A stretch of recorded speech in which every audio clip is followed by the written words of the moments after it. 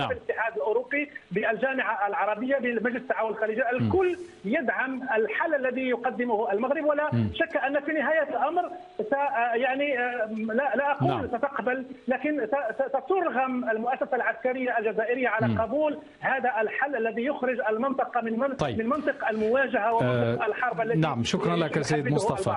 لنتوجه الى ضيفنا في باريس الدكتور زيدان خليف. دكتور زيدان، السيد مصطفى تساءل المهم ان يكون هناك رد جزائري ايجابي. هذا الرد قد جاء على لسان كالمعتاد لسان وزير الخارجيه الجزائري السيد رمضان الممرة، الذي قال انه الجزائر ترغب في توثيق العلاقات مع المغرب، وطبعا استشهد بمضمون الرساله التي بعث بها الرئيس عبد العزيز بوتفليقه مؤخرا الى الملك المغربي بمناسبه هذا العيد الوطني الكبير. أيضا موسى محمد مشاهد من مشاهدي بانوراما قال إن من الممكن القول بأنها مقدمة وتمهيد لتهيئة الجزائر الشقيق للدخول في نفق التغيرات اللوجستية، سواء على الصعيد الداخلي والشق الأمني منه أو السياسة الخارجية بشكل عام. تفضل دكتور. أولا مساء الخير وتحياتي إلى مشاهدي ومستمعي القناة. سأبدأ بما ختم به صديقي طوسة، وهو قال في آخر جملته والتي تذمرت لها عندما قال سترغم المؤسسة العسكرية بأن تتجاوب وأن تقبل الحد الذاتي. ما أقوله لمصطفى طوسة، المجال مفتوح تماما على أي رد، لكن اسمح لي بأن أتوجه إلى السيد مصطفى. طبعا يعني أنا أستشعر أن هذا الحوار قد يتحول إلى سجال ساخن، لأن الموضوع ساخن وخلافي كثير، لكن ما تحدث عنه دكتور زيدان حول أن مثلا هناك مشكلة مراقبة الحدود، مشكلة أمنية، المخدرات، يعني هذه المشاكل خاضعة تماما للحل.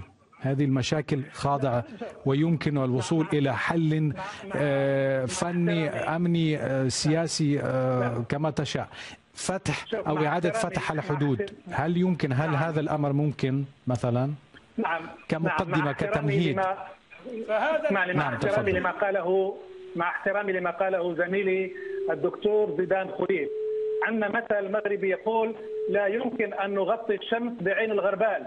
المشكل الأساسي بين المغرب والجزائر لا هو اقتصادي ولا هو دبلوماسي ولا هو أمني، المشكل هو قضية الصحراء. هناك اسمه الجزائر يدعم جبهة انفصالية تريد أن تبتر المملكة المغربية من قسم منها، يريد أن يؤسس جمهورية وهمية بجانب المغرب. الجزائر هي الدولة الوحيدة التي تقدم دعما عسكريا ودبلوماسيا لهذه الجمهورية الوهمية. ليس هناك أي بلد مجاور لا عربي ولا أوروبي يقدم مثل هذا الدعم. إذا لو توصلت البلدان المغرب والجزائر إلى تفاهم حول الصحراء، إلى أن ترفع المؤسسة العسكرية دعمها المالي والدبلوماسي على هذه الجمهورية الوهمية، كل السبل التعاون بين المغرب والجزائر مفتوحة. السيد مصطفى هذا وصف هذا وصف معروف للموقف المغربي من الموقف الجزائري هذا، لكن ماذا عن المستقبل؟ خلينا نكون شوية إيجابيين في هذا الموضوع، لأن المناسبة إيجابية جدا. المستقبل لكي لا تتوه. هناك رهان على نقطتين أساسيتين. النقطة الأولى وهو أن مفهوم الحكم الذاتي الذي اقترحه المغرب كمخرج سياسي لهذه الأزمة بدأ يحظى بدعم وتفهم دولي على جميع المستويات. هذه نقطة مهمة.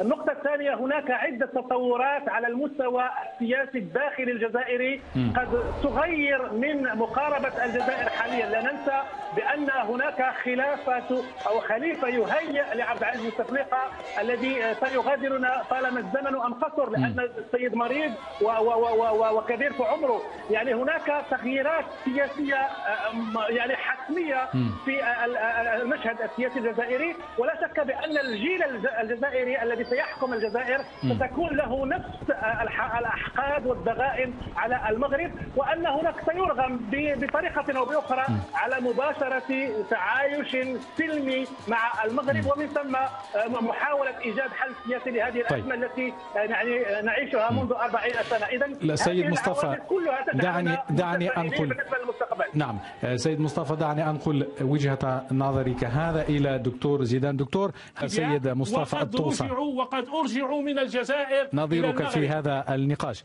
سيد مصطفى، يعني لإنقاذ ما تبقى من الموضوعية في هذا الموضوع، يعني جوانب موضوعية موجودة، يعني هناك أسباب أمنية خطيرة جدا، هناك تهديدات إرهابية تهدد الكل. وأحد المشاهدين أمين غيلان أثار نقطة مهمة جدا، يعني هذا أمين غيلان يخشى من القراءة المكررة للمشهد، ويقول ما يهم اليوم هو كيفية تجاوز مخلفات الماضي من حروب وصراعات نفوذ وتراشق دبلوماسي للوصول إلى أرضية نبني عليها علاقات حديثة مع جيل جديد من القيادة. وبالنسبة لي فهذا الأمر لا يمكن تحقيقه إلا إذا ظهر في الأفق تهديد خارجي يواجه البلدين معا. وعلى ما أعتقد فإن هذا التهديد بدأ يتجلى مع قرب نهاية الأزمة السورية اللي تمر الدول الغربية لزعزعة استقرار دول المغرب الكبير، المغرب والجزائر. ضيف إلى ذلك دعوات أوروبية ملحة لكل الأطراف بما في ذلك في المغرب، في منطقة المغرب الكبير، للعمل شيء حول موضوع الإرهاب. هل هذا الخطر يستطيع أن يدفع الطرفان أو الطرفين إلى حلحلة سياسية ما في القضايا العالقة فيما بينهما؟ نعم، وهذه القراءة الأمنية صحيحة 100%، لأنها هي التي وراء هذا الاهتمام الدولي في السنوات الأخيرة من طرف الاتحاد الأوروبي، من طرف الإدارة الأمريكية، من طرف القيادة الروسية، من طرف القوى الكبرى بقضية الصحراء وقضية الانفصاليين، لأن هناك تخوف واضح من أن تحول هذه المخيمات التي يحاصر فيها عدد كبير من المغاربة الصحراويين أن تحول إلى أعشاش تفرخ مجموعات إرهابية تستغلها تنظيمات إرهابية كالقاعدة وداعش لكي تجعل منها مركزا لإطلاق عمليات إرهابية وزعزعة المنطقة. هناك تخوف أمني كبير، هناك تهديد أمني يهدد المغرب، يهدد المملكة المغربية ويهدد الجمهورية الجزائرية. وهناك تهديد مشترك يفرض على الدولتين أن تكون لهما مقاربة، أن يكون هناك تعاون أمني، وإلا ستسمح. لكن سيد مصطفى هذه الأزمة التي تسببها مجلة بوليتيكو الأمريكية وتسريب مسؤول أوروبي لم يذكر اسمه حول النظام السياسي في الجزائر، إذا كانت أوروبا مهتمة بالتعاون الأمني المهم جدا بالنسبة لها مع الجزائر، فلماذا نشر كل هذه تسريب كل هذه المواقف التي تستفز، واضح أنها مستفزة للجزائر؟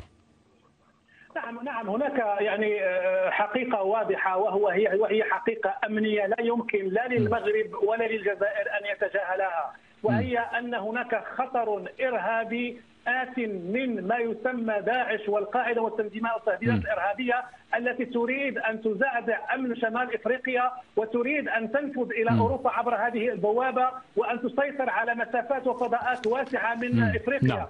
إذا لم يكن هناك وعي بأن التهديد مشترك والتهديد سيطال الجميع إذا تركناه يتمدد، إذا لم نقدم له معالجة سياسية وأمنية عبر محاولة إيجاد حلول سياسية لكل الأزمات. أشكرك سيد مصطفى الطوسة. نعم، أشكرك على الحضور معنا. أختم هذه الحلقة بجملة قالها سعيد العروي مشاهد بانوراما: يجب تفعيل الاتحاد المغاربي والنأي بعيدا عن الجامعة التخريبية. وكذلك هناك من يقول كثيرا عن أهمية وضع الخلافات جانبا للتقدم إلى الأمام. نشكر على الحضور معنا ضيفنا في باريس مصطفى الطوسة الإعلامي والمحلل السياسي، وضيفنا الثاني دكتور زيدان خليف الباحث في العلاقات الدولية. شكرا لكما مجددا على المشاركة والحضور معنا. مشاهدينا أشكركم لأنكم تسألون أكثر. إلى اللقاء.